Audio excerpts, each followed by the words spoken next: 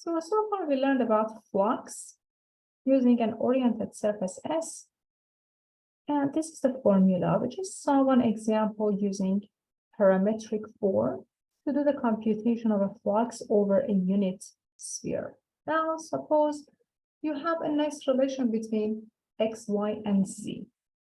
I'm going to write a note for you. Note: if surface S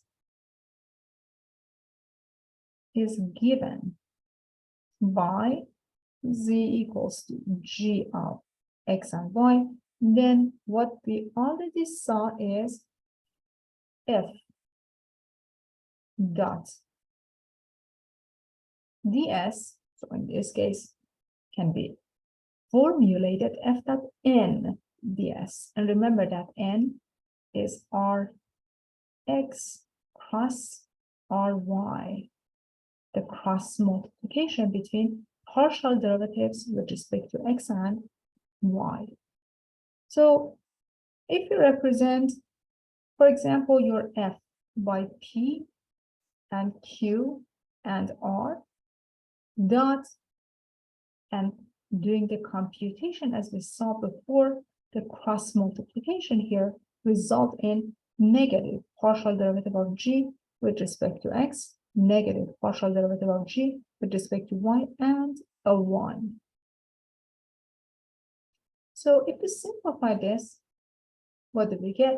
We get negative P times partial derivative of G with respect to X minus Q partial derivative of G with respect to Y and R. We're going to substitute this guy here for F dot n, and ds becomes dA.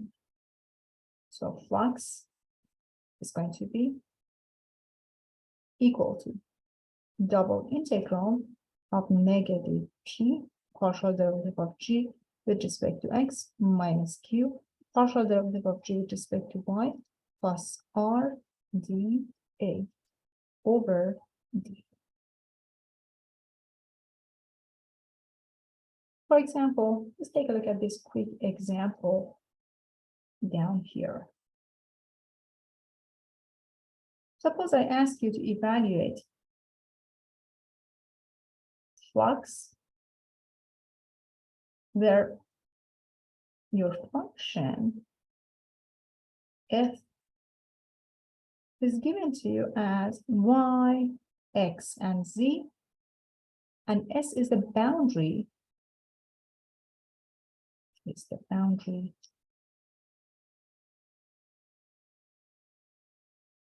of the solid region. Solid region E enclosed by paraboloid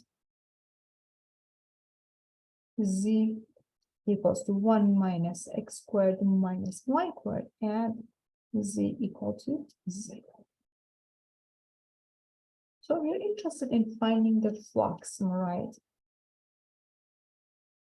We have a nice formula to follow. Our flux is equal to double integral of minus p partial derivative of g with respect to x. My p is equal to y, so I have a negative y. Partial derivative of g, which is 1 minus x squared minus y squared with respect to x, gives me negative 2x. Minus q, my q is x, multiplied by partial derivative of g with respect to y, which is negative 2y. And finally, plus r is equal to z, right? Well, here I have z, which is defined as 1 minus x squared minus y squared. And then dA. Perfect. So let us do the computation here. This guy is equal to double integral of 2xy plus 2xy plus 1 minus x squared minus y squared dA. So here I have 4xy, double integral of 1 plus 4xy minus x squared minus y squared dA. Well, here you can just convert everything into polar form. Why not? X can be written as r cosine theta, y is r sine theta, and my r is bounded between 0 and 1. If I plug in 0 here, I have 1 minus x squared minus y squared equals to 1, and theta is bounded between 0 to 2 pi. Very good. So this double integral is the integral 0 to 2 pi, 0 to 1, 1 plus 4 r squared sine theta cosine theta minus, here I can factor out r squared minus r squared, and here you have r dr d theta. Very good. Now I can just compute this double integral. I can distribute r into parentheses and see what I can do here for it. This becomes the double integral 0 to 2 pi, 0 to 1, r plus 4 r cubed sine theta cosine theta minus r cubed dr d theta. So this guy can be written as integral 0 to 2 pi, and here you have a half r squared plus r to the 4th sine theta cosine theta, and here I have minus 1 over 4 r to the 4th is 0 to 1 d theta. Substitute 1, you get integral 0 to 2 pi and a half plus sine theta cosine theta minus a 4th and d theta.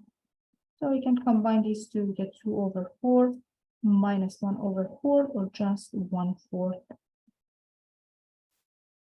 So this guy becomes theta divided by 4, and here you can use u sub. So u is, for example, sine, and du is cosine, so you get plus a half sine squared theta 0 to 2 pi. So eventually it's going to be equal to, you have 2 pi over 4, and this is going to be just 0. So we get pi divided by 2.